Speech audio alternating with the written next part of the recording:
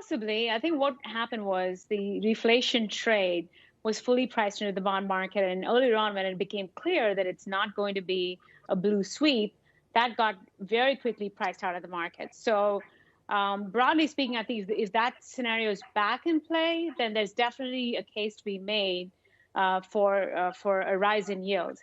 Really, the big risk and the big concern for the Fed going into today's meeting is the sharp decline in break-even and inflation expectations. And what the Fed really wants with its average inflation targeting is a steady rise in inflation expectations.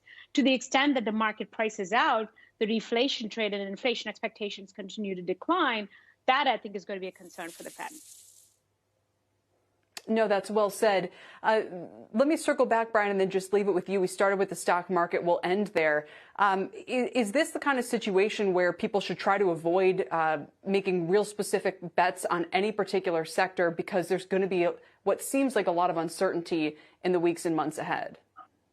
Well, I think a lot of investors were trying to avoid, at least the ones I spoke to, were very concerned about volatility this week, concerns of a contested election that were going to lead to deep drawdowns in markets. So this is a reminder that investors tend to get the timing of these things wrong, and there's already a lot of money sitting on the sidelines. In my opinion, investors should be setting up for an improving economic environment as we progress through 2021, and all of that entails a move higher in rates, a steeper yield curve, more of the value-oriented cyclical parts of the markets participating more than they had been. Over time, I suspect the recovery gives way to a pretty modest expansion, and that'll take us back into an environment that we were in for the better part of the middle part of the 2010s. But for now, it's likely to be a reflation trade, and investors should be positioned accordingly.